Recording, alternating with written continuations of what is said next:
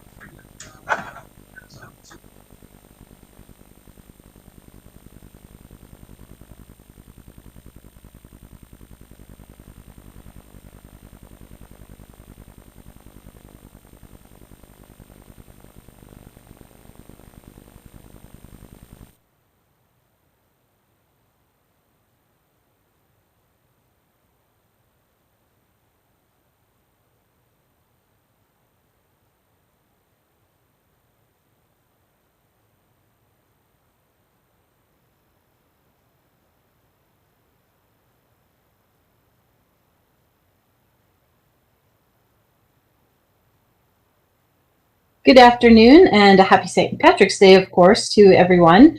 My name is Carla Salp. I am the Public Engagement Specialist with the Washington State Department of Agriculture, and I am an agency spokesperson for Asian Giant Hornet Project.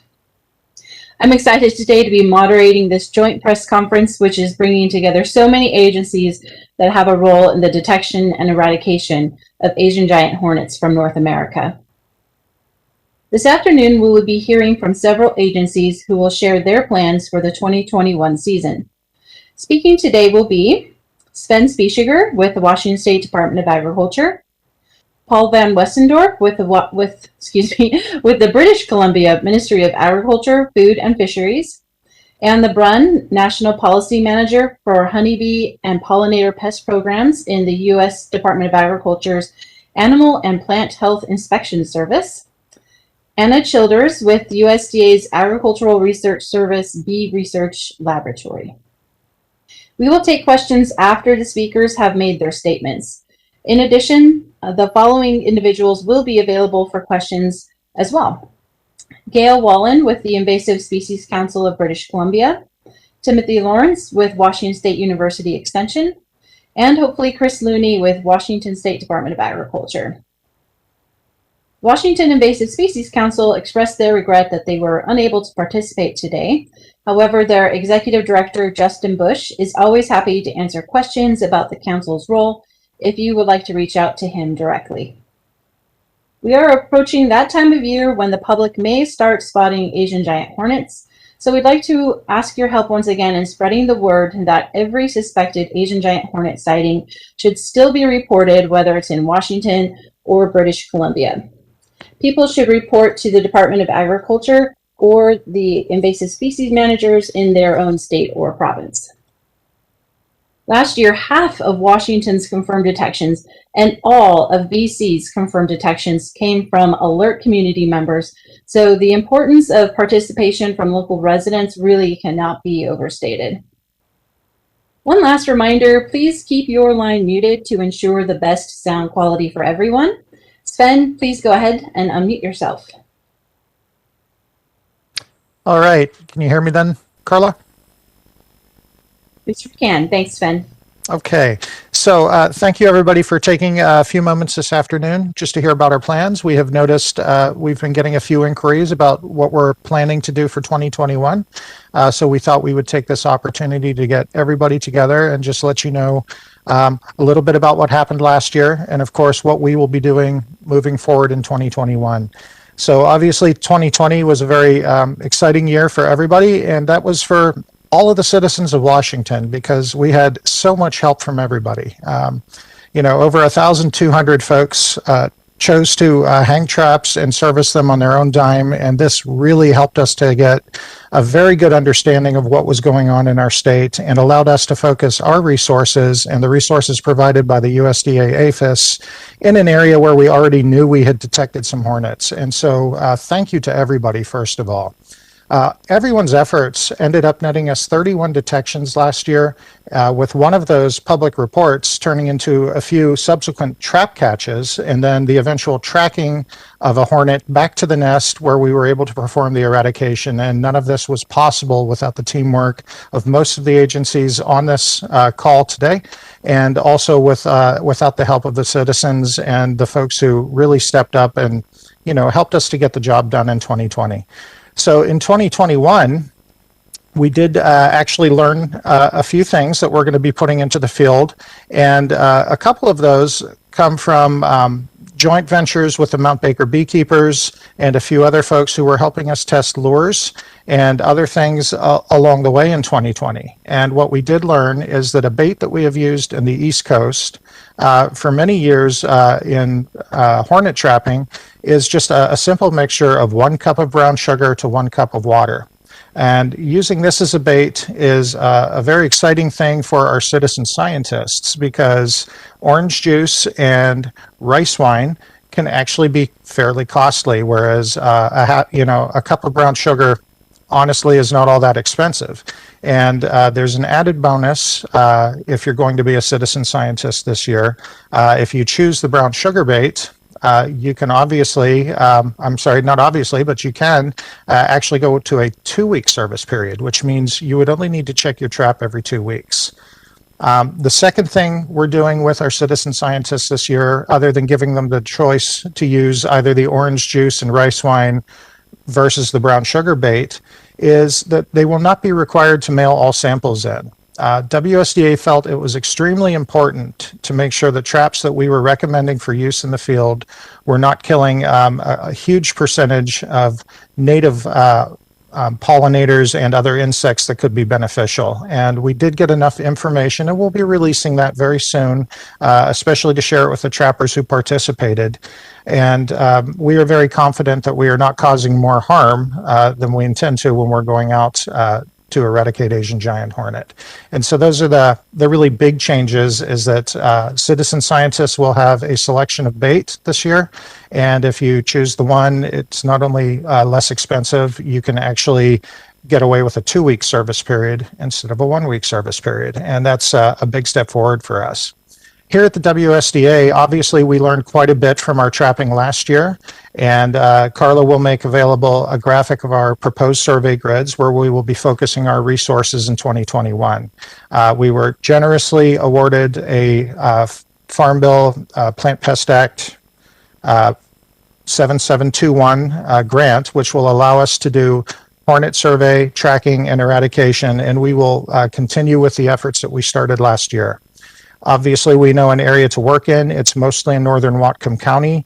We're going to continue to watch around the area where we received a single detection of Asian giant hornet in Bellingham last year. But for the most part, we're going to be able to continue to make sure that Washington is protected from Asian giant hornet. And again, we can't thank the citizen scientists enough, and we hope a lot of folks will take us up and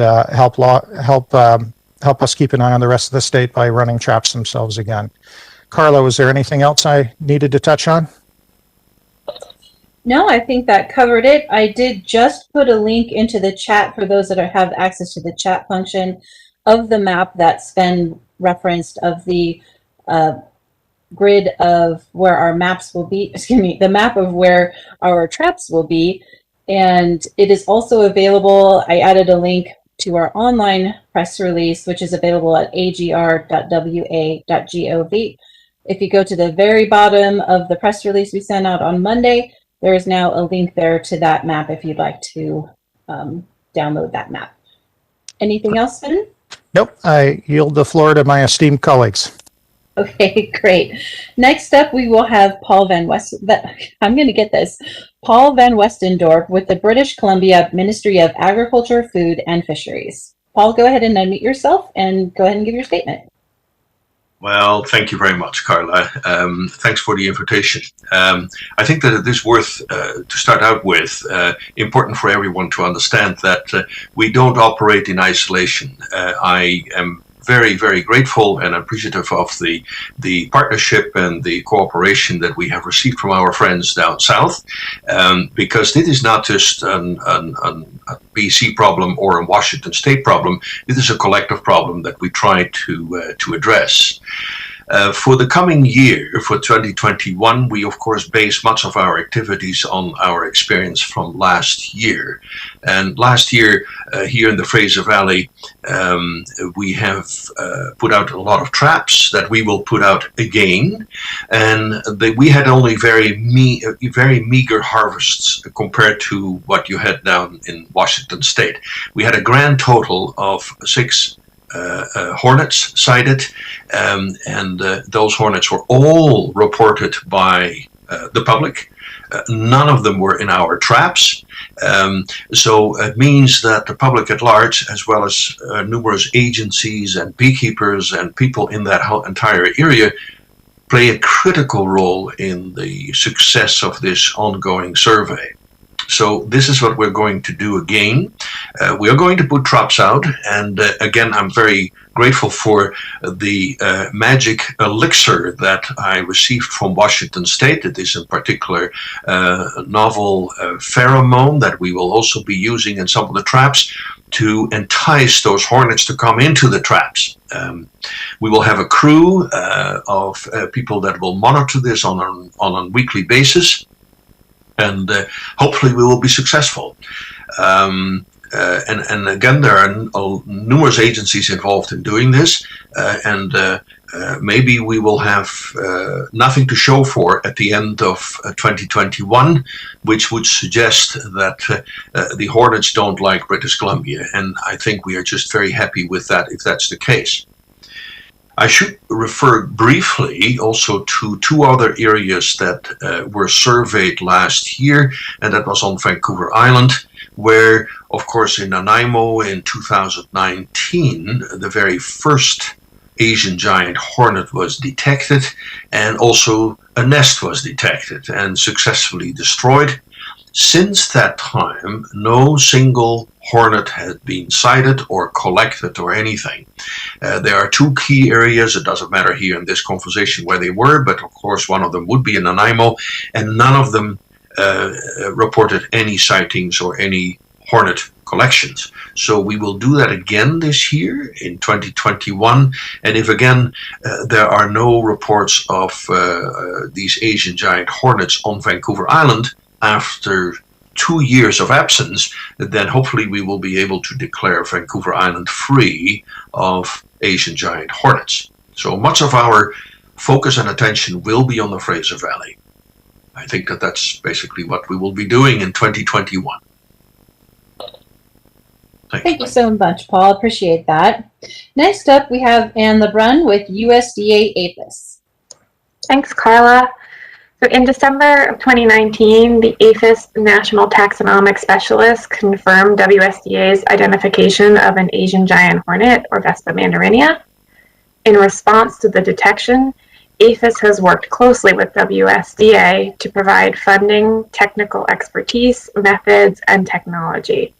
APHIS provided the radio transmitter technology that WSDA used to track a hornet to its nest in October. As a result, Washington officials were able to find and eradicate that nest, helping to protect honeybee populations in the area. This was a significant achievement in the fight against this pest because it validated a crucial eradication method to trap, tag, and track. APHIS is coordinating research with USDA's Agriculture Research Service, or ARS, and academia to examine Asian giant hornet population genetics. And lastly, APHIS, ARS, and WSDA are working together to develop and test new lures that will improve the effectiveness of Asian giant hornet traps. Back to you, Carla. Thanks so much, Anna. And next we have Anna Childers with USDA's Agricultural Research Service.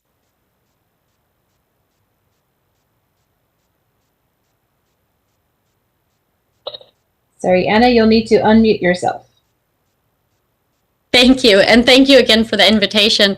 In May of 2020, ARS scientists received a single hornet from the first Asian giant hornet nest that was found in North America on Vancouver Island. From that specimen, an ARS program called the Ag 100 Pest Initiative released the first complete genome assembly of Asian giant hornet in August of 2020. We are currently working on a new improved genome from a more properly preserved specimen from the first U.S. colony that was eradicated by WSDA in October of 2020. Additionally, as Anne mentioned, we're collaborating with APHIS to gather and sequence specimens from Asian giant hornet populations across their native range to understand diversity within the Asian giant hornet population and better determine if there are indeed any genetically unique subpopulations. We are hopeful these data will allow determination of the origin of the Asian giant hornet population in North America. Knowing the origin is important to control efforts because it may offer a better understanding of nesting biology and potential range, which varies in native populations. In addition to genome sequencing, there's also much more work ongoing or planned at ARS. In collaboration with WSDA, APHIS, and scientists in Japan, ARS researchers are testing pheromones, repellents, and attractants identified from oak sap, fermentation baits, and volatiles from honeybee hives. The goal is to identify chemicals to which Asian giant hornets are highly sensitive in order to develop a synthetic lure. These scientists are also comparing trap and lure types to increase their effectiveness. ARS scientists are also characterizing other compounds from the Asian giant hornet's venom glands that are reported to be alarm and marking pheromones, as well as the venom proteins themselves. Another group of ARS researchers are studying the microbes, the bacteria, fungi, and viruses that are carried by Asian giant hornets. This data may lead to the discovery and development of biological control methods. Finally, Matt Buffington with the ARS Systematic Entomology Laboratory is in discussions with the Smithsonian National Museum of Natural History. They are very interested in having a display on the Asian giant hornet when the museum reopens that would feature a piece of Nest Zero that was eradicated by WSDA. Thank you very much. Thanks, Anna. And just briefly before we get into the questions, we had anticipated having Chris Looney on. I don't see him on the list, but there are a bunch of call-in users. Just want to check. Chris Looney, were you able to log in?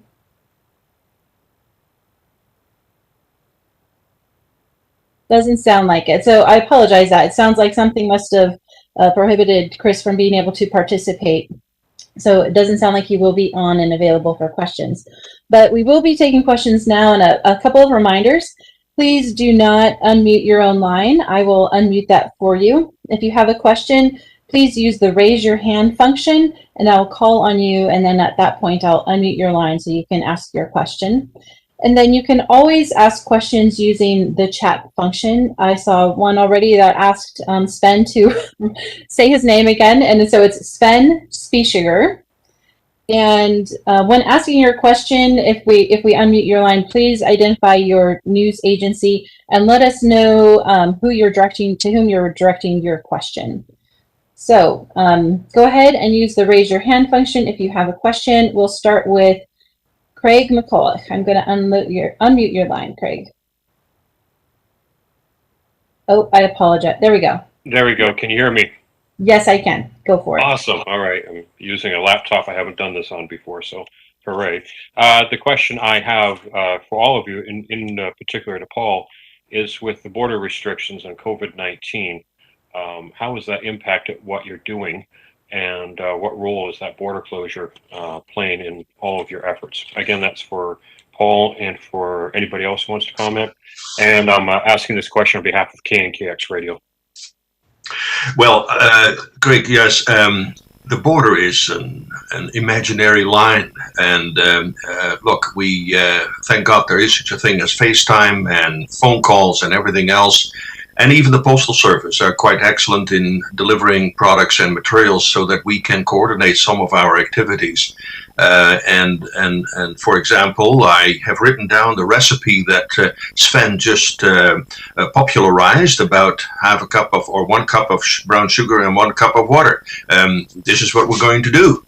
So no, it's just simply not really a big issue, other than that I have apparently an open invitation from Sven to participate in the festivities of eradicating the next nest that they find.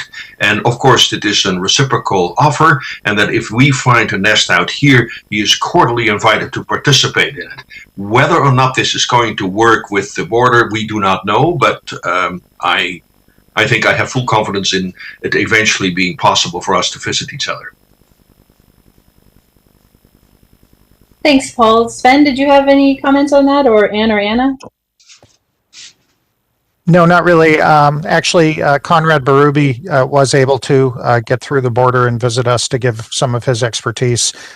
Conrad, of course, is famously known for being the trigger man on the eradication of the first nest destroyed in North America. And it was very nice to get some of his insights and put them to use in the field. Great, thanks, Sven. There was, Sven, I'm going to leave you up because there was a question about how many total confirmed sightings there were in Washington last year from Megan. 31. Sure, it was 31, and 16 of those were called in through our outreach campaign, and the other 15 were trapped or hand netted as part of some, investigations from our paid staff here. One thing to note about that is that does not count the some 500 specimens that are involved in the first nest eradication.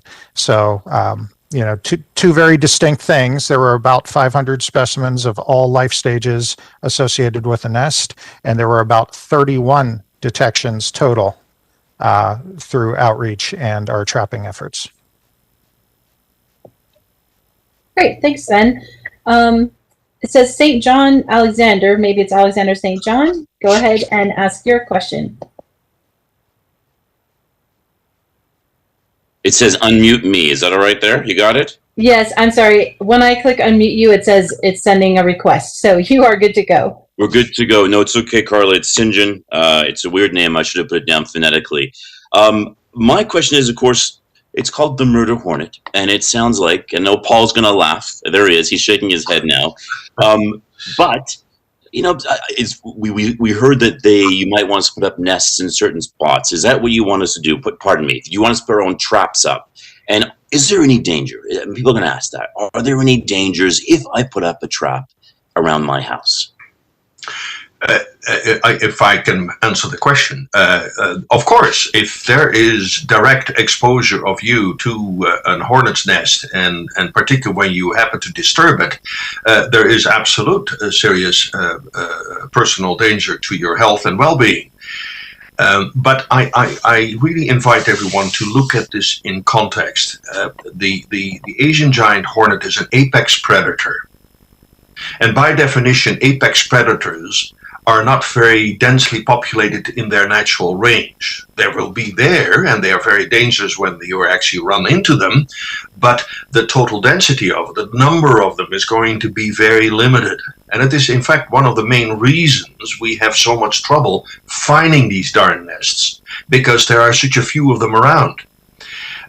So if you have a trap in there in your house or near your house, not in your house, sorry, near where you live, and you find some unusually large warm wasp or hornet-like creature in there, all what I would suggest is, depending on where you live, you either call Sven or you call me, and we will deal with it. When we find a nest, we're not going to have everybody around. We are going to have a crew that is very familiar with stinging insects, with bees and with wasps, and we will eradicate it accordingly. Yes, but we would like to basically use the public's eyes to report sightings, because we just don't have enough resources to be everywhere all the time. So yes, these are intimidating insects, and I certainly would encourage everyone to be very respectful of them in case they are found near your place or wherever they are found. Sven, do you want to share some of your experience finding the nest? I think you and Chris were standing right next to it for a little while. Yeah, certainly I can do that. So when you ask, am I really in danger? It's a relative question. We got there when it was very cold, and in our particular instance, they weren't too aggressive. I was literally standing under the entrance when it was found. That's surprising and shocking to a person, mostly because we were looking down on the ground, because most of them nest in the ground. Ours, of course, was 8 foot up in a tree. I think, to me, what really set home is, as I looked up from where I was standing, I saw a children's play set. I saw a kennel for an outdoor dog. And as the homeowner came home, he remarked to me, you know what, I drive my lawnmower past this all the time. And so to me, that is the real danger. Having something that could really cause you a really serious world of hurt, unbeknownst to you, living on your property, that is really what puts you in danger. So to me, hanging a trap actually protects you. It lets you know that there's something in the area and contains it in such a way that you can then call either Paul or myself, and we can do something about it. The worst part is you get your lawnmower maybe a little too close, and you're overwhelmed before you even know what's happening. And that's to me what the real danger is. Correct. Thanks, Sven. I'm going to pull a couple of questions from the chat. There were 2 questions from Don Jenkins that were related. Don Jenkins, Capital Press, asks, what will WSDA bait its traps with, and how many traps will WSDA put out? Okay, so we will primarily bait with orange juice and rice wine. We're running a subset side by side with brown sugar and water, just to keep up with our citizen scientists, because we expect a lot of folks will select that option. Again, we know that works from work we did back east over the last 10 years or so. So we're very excited to see if we can make a full switch over to that. We may also choose to test a few other things presented to us by ARS, and I would invite them to go into more details about what those are. And then the total number of traps is, we are shooting for at least 1 trap per 1 kilometer by 1 kilometer grid. And again, Carla has that graphic available. And that's going to total somewhere a little over 1,500 traps for us. And we will add traps should detections warrant that. And what I mean by that is, last year we were prepared to survey in and around the Blaine area as far down as Custer, and we got a hit down in Bellingham, so we added a survey grid down in Bellingham. And so we are prepared to respond in that manner as well this year, should the need arise. Thanks, Ben. And we have, it says njennings. I'm going to unmute from my side. You'll have to unmute from your side. And then you can go ahead and ask your question. Hi, this is Nicole Jennings with Kie Relyea and mynorthwest.com. I want to know, is it still likely that there are at least 2 nests in the downtown Blaine and then the Birch Bay Custer area? And if so, how optimistic are you that you'll be able to eradicate these nests within the year?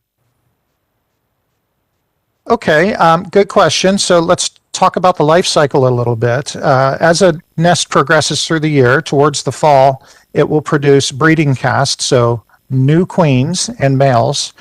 They will mate and go out and form new nests. So the original nests that you're speaking of, that there was evidence of in Blaine and Birch Bay area, are likely dead for the year. However, that means queens had the possibility of emerging from any nests that may have been in the area and forming new ones. So we have a lot of resources focused in those areas because there was a chance that there were some nests we didn't get to. Certainly, we'll be watching the area of the nest that we did get to because we don't know exactly if we got all the queens. It seems like we did, but that's really the game plan from here. Is we know we had some activity in Birch Bay, we know we had some in Custer and in downtown Blaine, and we have those areas covered very well for this year in case new queens emerged, and we'll be hoping to start new nests this year.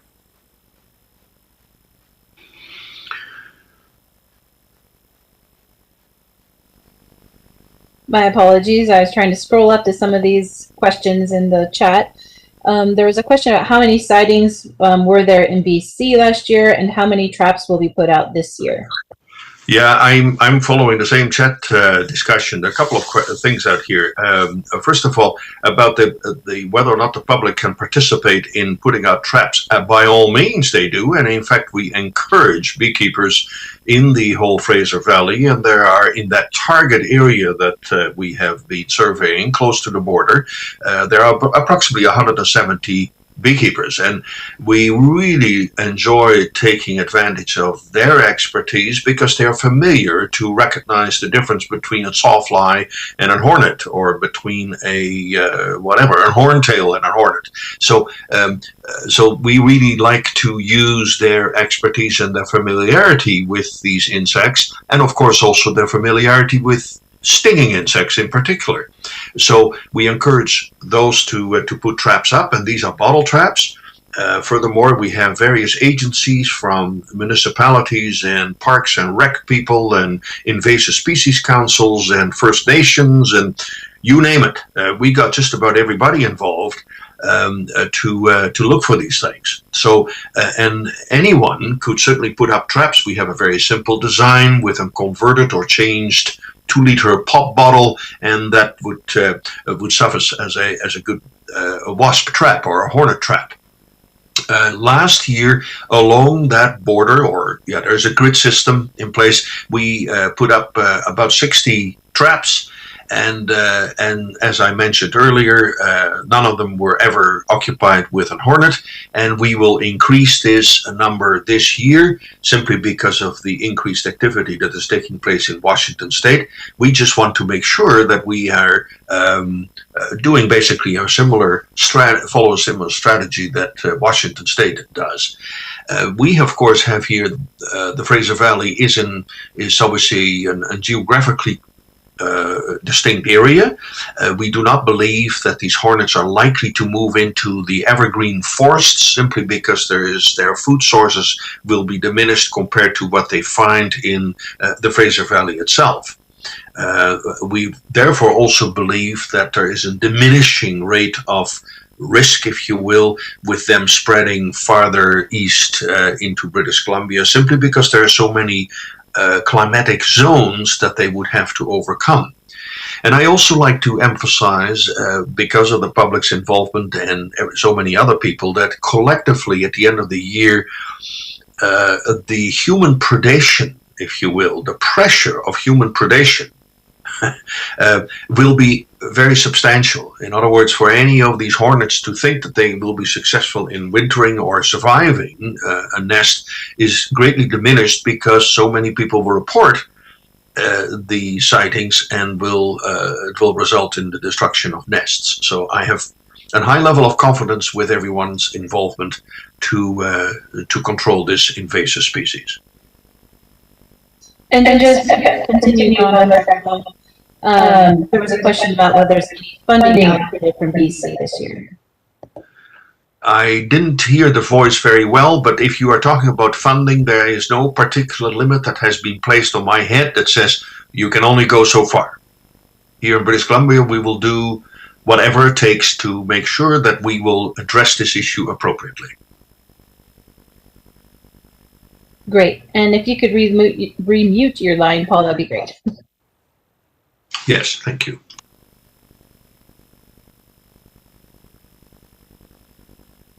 One moment, please. I'm trying to scroll back up to the top here to get one of the We've got Karen Larson. I'm not sure if you're still wanting to ask your question. I'm going to unmute you just in case.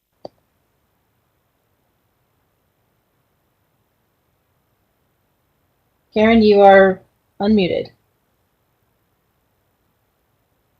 but we cannot hear you.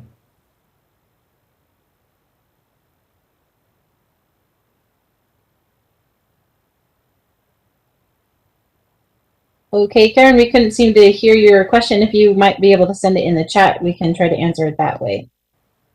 We'll move on down to, and I'm going to butcher this again, I should know this by now, Kie Relyea. Hi, can you hear me? Yes, we sure can. Okay, thank you for taking my question.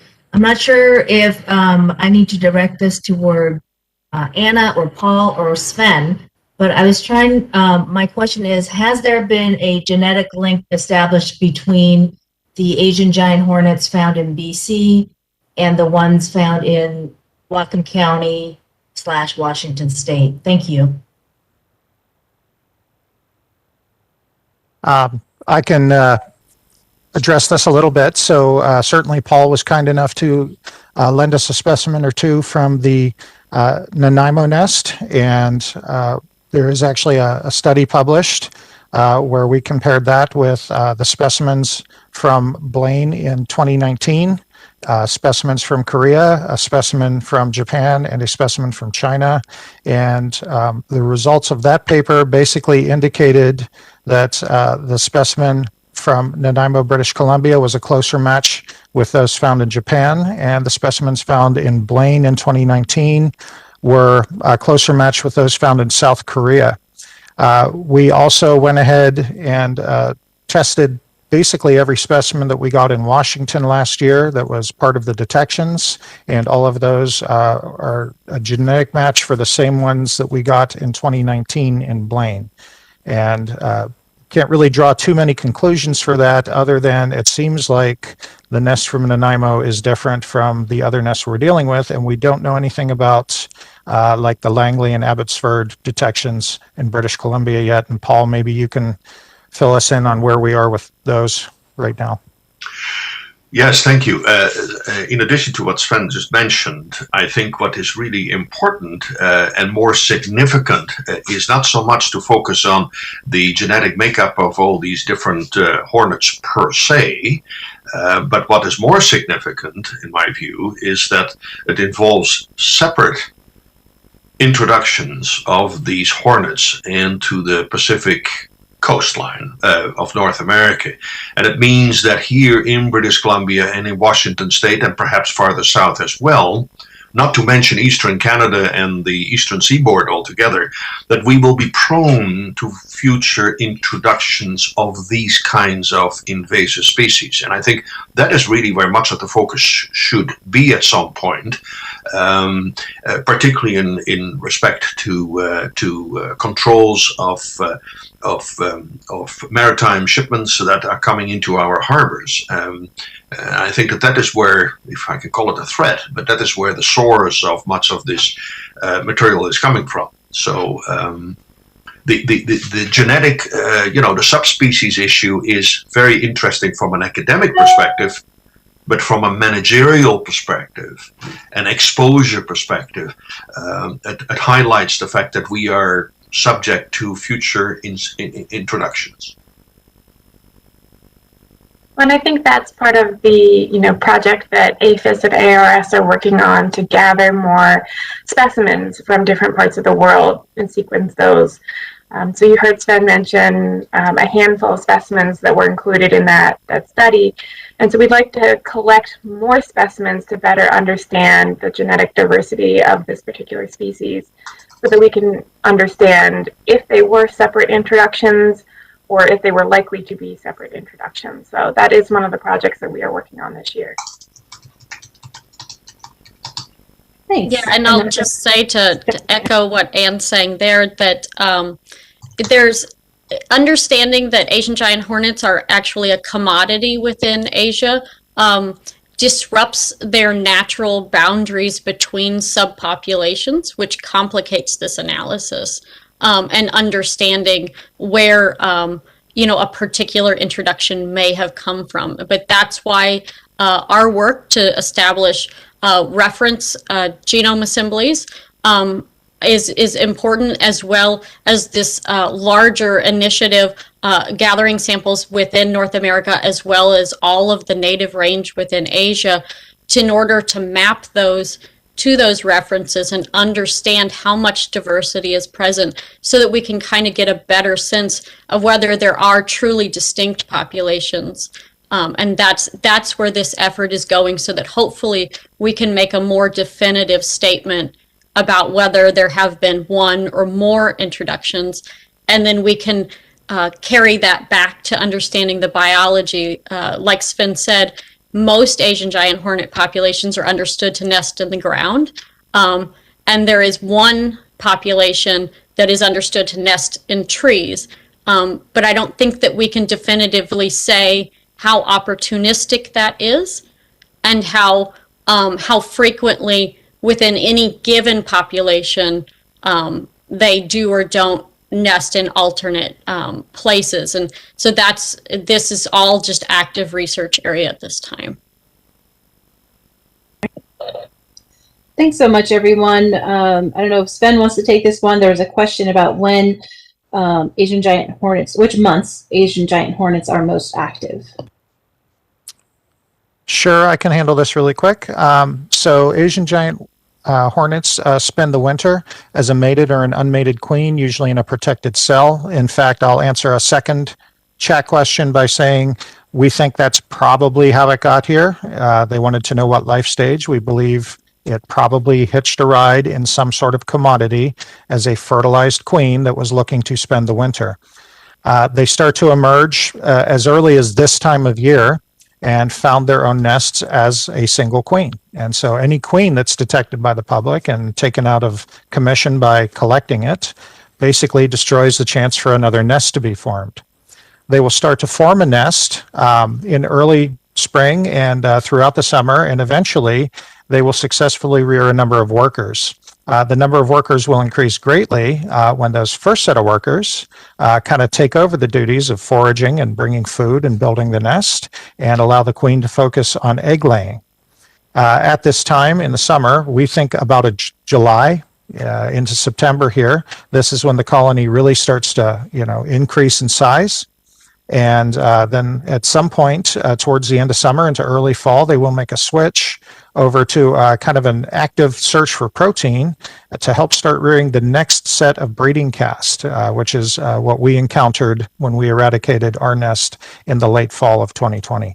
So that's kind of how it goes. We believe people are most likely to trap a hornet starting in July and through the months of November, and which is why we recommend anybody attempting to do citizen science trapping starts their trapping in July.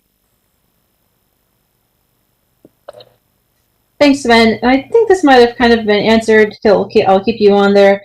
John Ryan asked, any idea how many Asian giant hornets may have survived the winter here? And if they survived, when would you expect to start seeing them become active?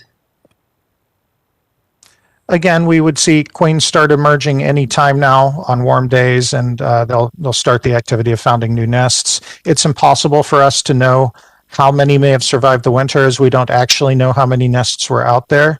But to give you a good example, the nest we eradicated, we had approximately 500 specimens associated with that nest, and of those 500, about 200 were brand new virgin queens. Now, we were able to take care of all of those, but there were some empty cells, and so we have to take that into account, and which is why we have traps all over that area as well in 2021. But our nest, which is considered a small nest, had about 200 queens in it, is what it looked like. And Paul, what was your feeling on the number of queens in the Nanaimo nest? Oh, I do not know. Conrad would know that better. I would think that because we had a grand total of, I think, 200 specimens in this Nanaimo nest. So I do not know how many there were. I just do not know. But all of them were as far as we know, there were not any virgin queens emerged yet. There were some drones, but no virgin queens were identified in the adult population. And that may well point in the fact that this was done in August, September of 2019, and it was just at the starting stages of this nest to develop its reproductive offspring. And perhaps we just nipped it in time, hopefully. And it would suggest, based on the 2020 survey, that we were successful and that no other nests had been established. Thanks, Paul. We've got a question from Darron Kloster. Sorry if I mispronounced your name. I'm unmuting your line. You'll need to unmute from your side, and then you can ask your question. Hi, it's Darron Kloster at the Times Colonist in Victoria. Some of my questions already been answered. I know that there, has always been scrutiny at the ports of entry in both Canada and the U.S. So there were some suggestions that the Nanaimo nest, some of those hornets may have come from a new vehicle processing plant that imported vehicles from Asia, and that they might have hitched in on an engine compartment. I know that we have to look for enough stuff at our ports, but is there some increased scrutiny on both sides of the border when looking at goods coming into our countries? If I can answer this for British Columbia or for Canada, this typically falls under federal authority, and not just British Columbia, but across the province, across the country, all provinces are currently having contacted the federal government to emphasize the importance for them to review at least their inspection protocol, and if there are certain components lacking, that they will beef it up. So that this is an ongoing discussion that we have entertained with the federal government. Thanks, Paul. And I'm not sure if APHIS would like to respond to that as well. Sure. The Asian giant hornet, and it's a quarantine pest. So if it was found in an imported shipment, phytosanitary action would be taken on the shipment to mitigate the threat. So it is a quarantine pest.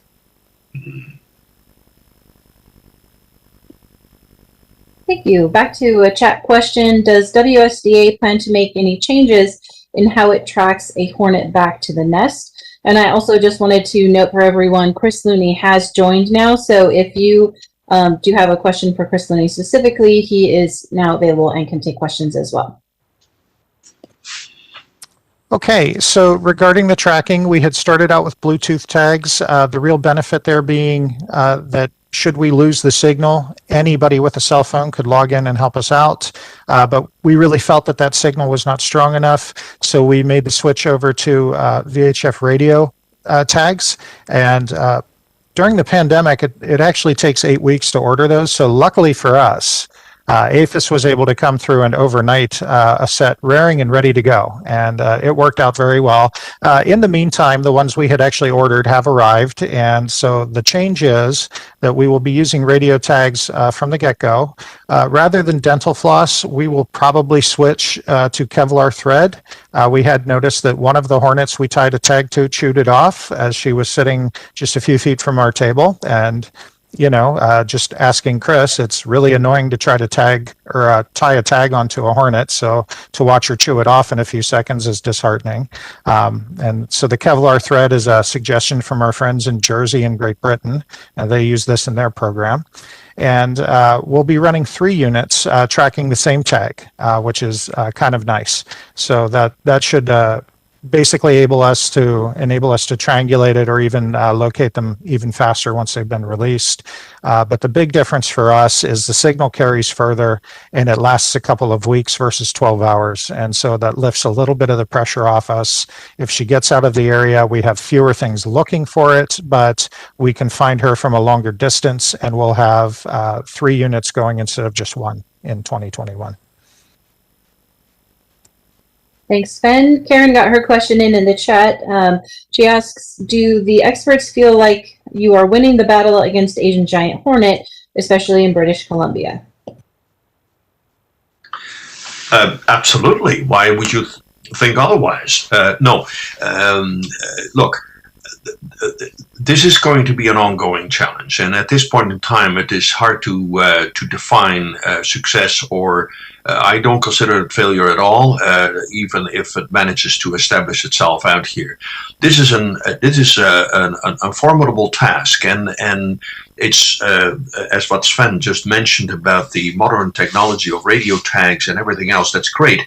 Of course, you first have to catch one of these characters in order to tag your devices onto it. And we have been, I admit, we have been genuinely frustrated by not getting enough of these darn hornets in our hands. And some of them we did, but they were thoroughly dead, so there is no reason for them to be tagged. So I hope you can appreciate the context in which we have to operate.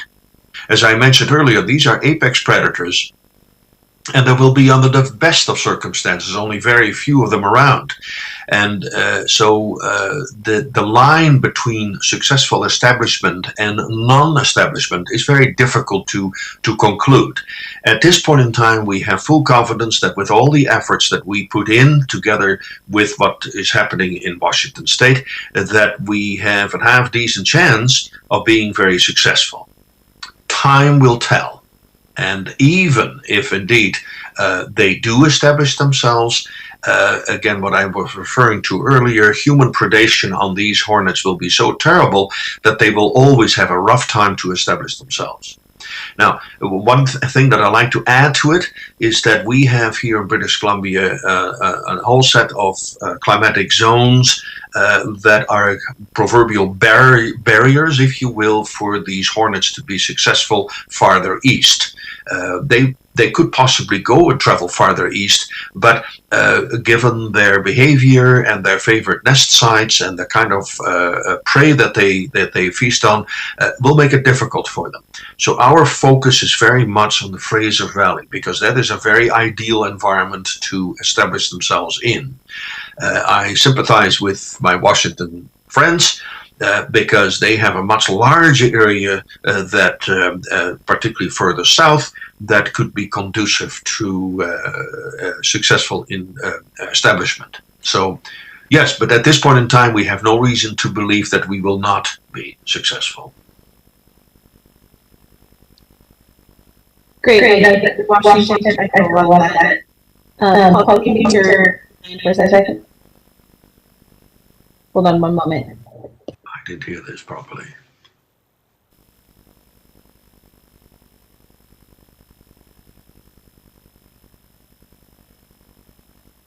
Okay, thanks for muting your line, Paul. I think we're getting a little feedback when I speak and you're unmuted. So, but the next couple of questions are for you. They're wondering if BC will be using the same bait recipe as Washington State, and a sort of another trapping related question. Can you clarify how many traps will be used in BC and what style of trap?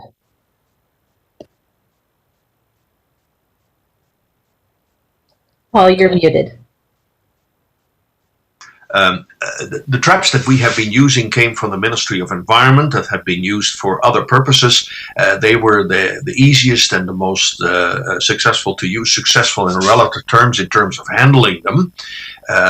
There were some other models that we also used, and they were hard to open and to refill and all kinds of other problems. So we will go for the ones that we received from the Ministry of Environment. And again, the recipe of the bait itself was identical to what Sven mentioned before about juice and rice wine. I thought at times to use sake instead, but that runs the risk that I may end up drinking the sake instead of the wine, rice coming into the rice wine to go into the trap.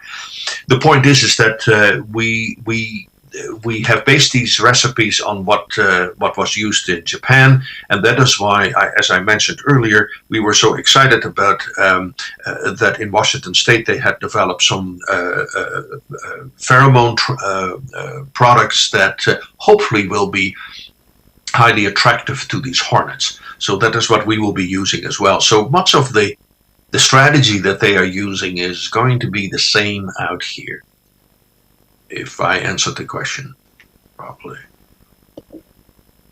I think so. Thanks, Paul. And Charles Featherstone, I think I don't see the whole name. Yep, there we go. Charles Featherstone, I'm going to unmute your line. If you can unmute from your side, then you'll be able to ask your question.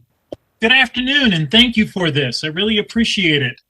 A quick question for Anna Childers. Did you say that these the Asian giant hornets are commodities in Asia? And if that's exactly what you said, what do you mean by that? Yes, it's considered a commodity. It's used, they're considered a delicacy, so they're eaten. I think there's some other products made from them. So the nests are very valuable when they're found. So there's a lot of work to do to find them and dig them up at certain points in the year. And then those are moved around because of that. So that obviously, if they're moved around, there's the potential that the hornets aren't all completely dead, which would, again, potentially introduce or skew the natural dynamics and populations within there. So if the nests are being moved potentially between countries, the natural divisions between those subpopulations could break down. And so that's one of the things that we need to have this deeper dive into the data and more data to better understand the variation that's present in each country so that we can more correctly nail down the origin of the populations that are being found in the U.S. Does that answer your question? Yes, it does. Thank you very, very much. And I just want to make sure to confirm from all of the participants that because of the genetic difference, you're looking at the possibility of 2 separate introductions, correct? We're looking to understand if there are separate introductions or if there is likely to be one introduction. So we're doing that extra work to figure out and learn more about the population genetics to be able to make that decision. If I may add something to this, in May of 2019, so that was a few months before the infamous find of Vespa mandarinia on Vancouver Island in Nanaimo, in May of 2019, there was a giant hornet was collected in Vancouver Harbor. And this ended up being identified as being Vespa soror. Vespa soror is a sister species of Vespa mandarinia. It has a slightly different distribution in Asia. But again, it highlights, as I mentioned before, that we are here subject to future incursions of various types of hornets. And the one that is actually of much greater concern to us in the long term is going to be Vespa velutina, that is a smaller hornet, but also from Asia, that has infiltrated Western Europe in 2014 and has been going strong ever since. And the Europeans have spent over 20 million euros to try to combat it, to no success. And that is a far more ominous threat than Vespa mandarinia. So. Yeah, and I'll just say along that point, that's one of the nice places where genome sequencing comes in, is that there's actually several large hornets in Asia, and some of them can be difficult to distinguish by eye because they don't all look exactly the same if they're from different regions. So by generating this genetic data, what we can do is then develop tools and marker kits so that we can quickly and accurately determine what species we have in a given location. And I think that that's one of the benefits of this project is going to be to help understand the taxonomy of the hornets within Asia that we might be coming into contact with. I suspect our collections within Asia not all of them that come to us will actually in the end be Vespa mandarinia, but we'll get valuable data by having those specimens and getting this larger set of data from them. Thanks, everyone. And I did want to point people, there have been a few questions about life cycle, and Tim Lawrence from WSU was kind enough to post the AGH life cycle chart that WSU developed in the chat. So there's a link to that there. I think it's also available on our website. And then there's a question from Megan asking, how serious of a threat are Asian giant hornets? What are the stakes here? I'll let you guys all flip a coin for who takes that one. Well, if I can answer that then to start out with, there are three major issues here. The first one, of course, that is public health, public exposure. This particular insect tends to favor, of course not all the time, but tends to favor ground nesting environments. It will establish itself in the ground, and by virtue of that much higher exposure being in the ground, it has developed over a long period of time and very strong defensive impulse when the nest is disturbed. And what we have seen in Nanaimo with the find of the nest out there in a public park, this was literally 5 or 6 feet away from a public pathway. If you are going to go on a Sunday afternoon walk with the family and with the dog, and the dog puts the nose into the nest, then boom, there's a whole pile of these hornets coming out, and that is clearly a genuine hazard. It's not just merely public exposure, but also animals in general, wildlife that could be exposed, or livestock in certain areas where livestock can roam. So they are definitely a hazard in that sense. The second thing is, of course, it is recognized as a serious honeybee predator, and this is particularly the case in August and onward, when these hornet nests demand a great deal of animal protein, and they are going after the raiding of honeybee colonies. And then the third one, of course, is the ecological pressure that they may impose upon the local habitat, because they will be going after prey of all kinds. They are insect feeders, so they go after other insects, but that could also include other wasps and other hornets that are playing a vital role in looking after other insect populations. So again, it is an apex predator that will exert its influence in many different ways. Thanks, I have, Paul. Go ahead. Sure. Yeah, I have just a little bit to add to that. So what we experienced here in Washington in 2019 was we literally had a beekeeper in Blaine have 5 hives destroyed, and fortunately collected 2 specimens to document that. A second beekeeper collected a specimen and sent it to Washington State University while attacking his apiary. We have some pretty famous shots of a very healthy hive basically having all of the members of its hive decapitated in 2019 and the brood stolen. And, you know, Paul said it the best. There just really aren't that many nests out there. And in 2019, we're looking at this. So we have what we don't know to be a well-established population, yet we're already seeing impact to our apiary industry. And so when you ask what is the serious threat, even past, you know, your dog or, heaven forbid, your child stumbling into a nest while walking through the woods, having an apiary taken out in the better part of less than a week, and the massive expense that the beekeeper would incur, and what the ramifications are of having a beekeeper who is trusted by a farmer to come by and perform pollination services the next year.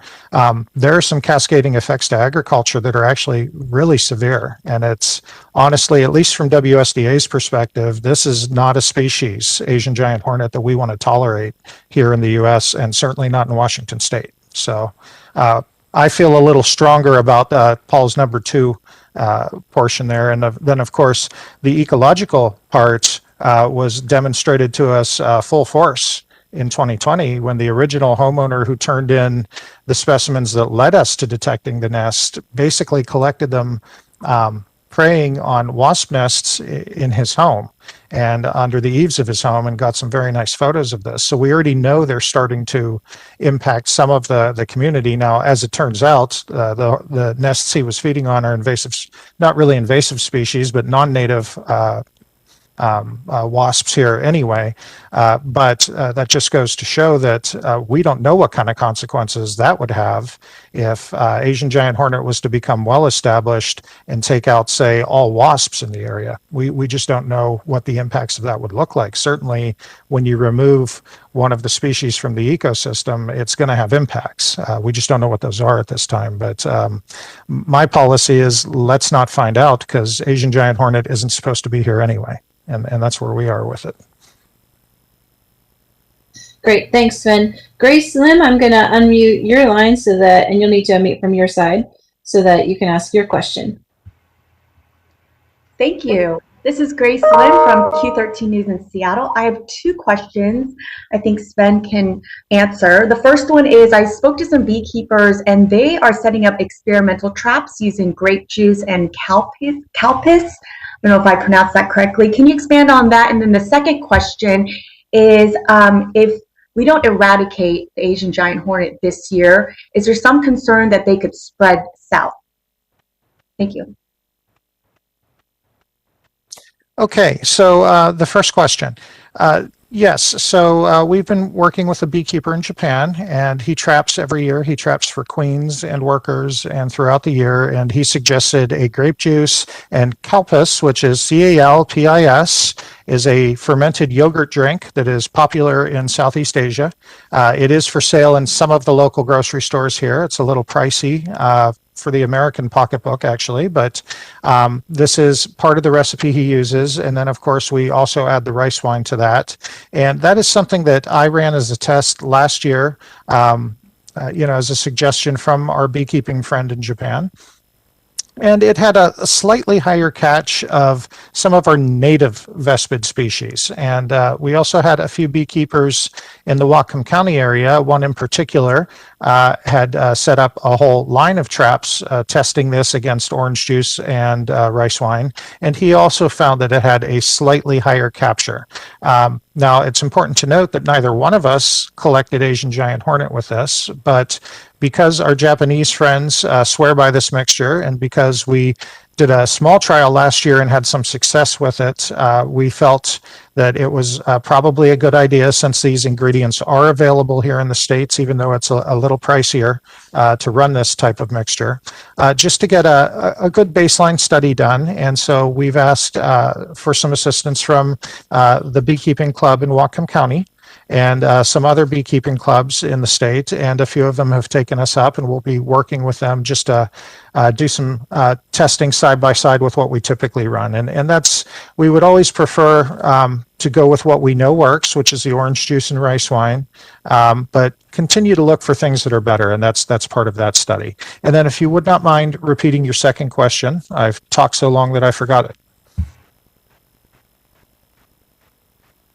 Yeah, the second question was, if we don't eradicate the Asian giant hornet this year, is there some concern that they'll spread south? Okay. Well, obviously, since the goal is eradication, every year that goes by, we risk losing control of it, if you will. Now, there's a lot of barriers to Asian giant hornet becoming established, as Paul mentioned, but Chris Looney, who's on this call, and a number of other researchers all released what I call predictive climate models. So where is it, and habitat suitability models. And basically speaking, our little area of the Pacific Northwest seems to be a really good deal until you get to the east side of the Cascades. And then you run a whole big stretch of land between here and the Mississippi River, where we really just don't feel like Asian giant hornet's going to feel at home or do very well at all, or if they do, it'll be in small pockets and they'll have a rough life. But after you get past the Mississippi River, it's starting to look pretty good for Asian giant hornet. So we want to make sure we continue with our messages of, if you see it, report it. And not necessarily just here. We want to make sure that our counterparts in other states are aware that we're dealing with it. We are going to do absolutely everything we can to make sure that we don't share our love with everyone else. But, things do happen. People do get crazy and move things around, sometimes on purpose, sometimes unintentionally, but things do happen. I mean, they ended up here.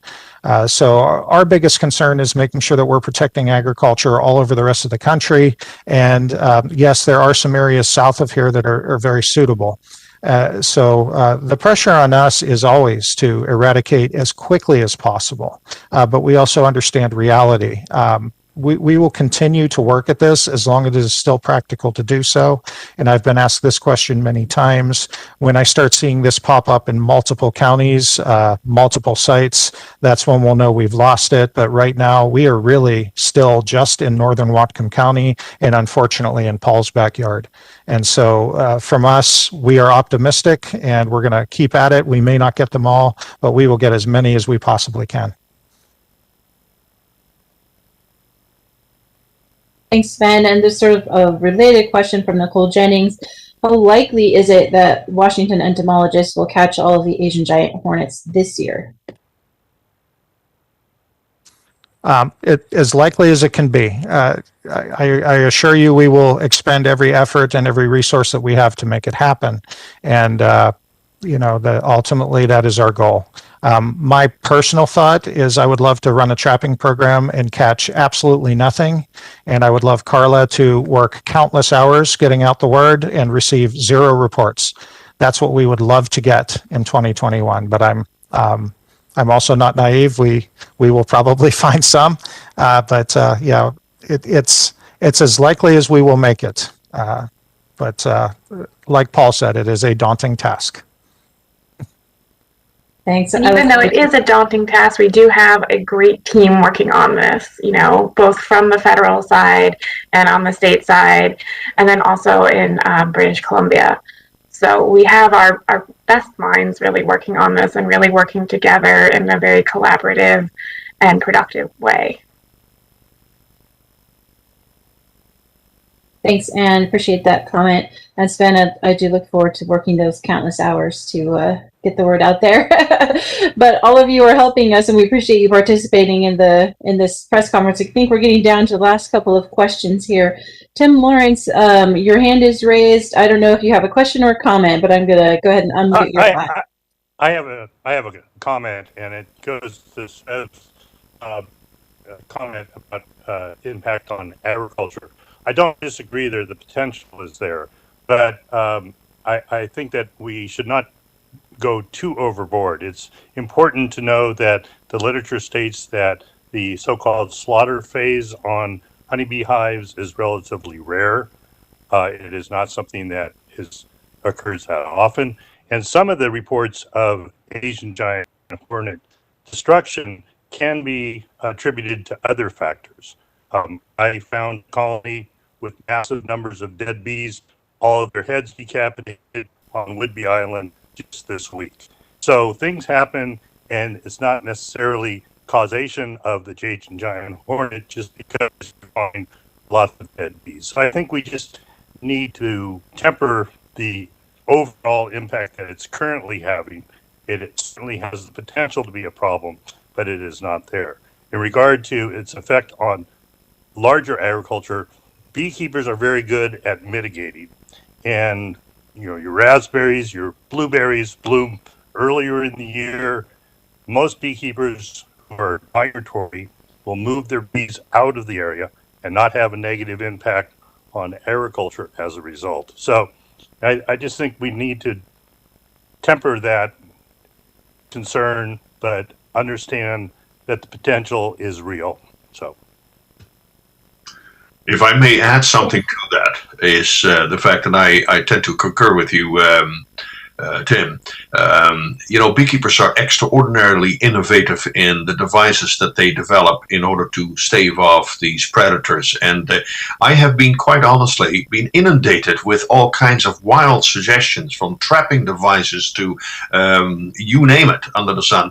And I have quite a bit of confidence in actually the innovative minds of many of the beekeepers. They're good at keeping bees, but they're also good at doing all kinds of other nasty things to the hornets. So yes, it will have an impact, and mostly these predators have an impact on neglected hives or poorly managed colonies. The good beekeeper is on top and will probably, shall we say, minimize the impact of these hornets. So it is definitely going to have an impact, but not one that is going to face disaster. I'm far more concerned about the ecological impact that these insects will have, and perhaps the potential public exposure in areas where the public is walking around and maybe exposed to a nest or something. If I may just add to that, because I see here in the chat line a couple of other questions, and that is one of them. I might as well answer it if you don't mind. And it has to do is, can Canadians report and get more information about these traps and everything else? Yes, we're going to be posting more material on the government website. We also have a number of reporting sites in British Columbia where any kind of suspect looking character can be reported.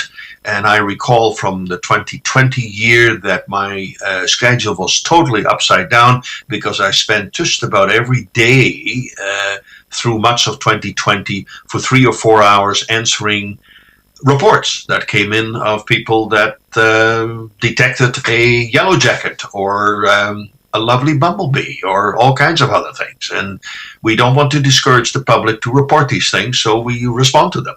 So, yes, there are many different ways of reporting these things. Thanks, Paul. I think that's a great way to really wrap up. We are kind of over the time that we allotted. I don't see any more questions. But again, before we totally wrap up, I'd like to reiterate that point of how much we appreciate you helping us get the public to report every hornet every time they see one. Thank you, and as usual, if you need further assistance, you can contact myself or the appropriate agency media contacts, all of whom are listed on that press release that we issued on Monday and is posted on our website at agr.wa.gov. Thanks, everyone, and we really appreciate your participation in this joint virtual press conference.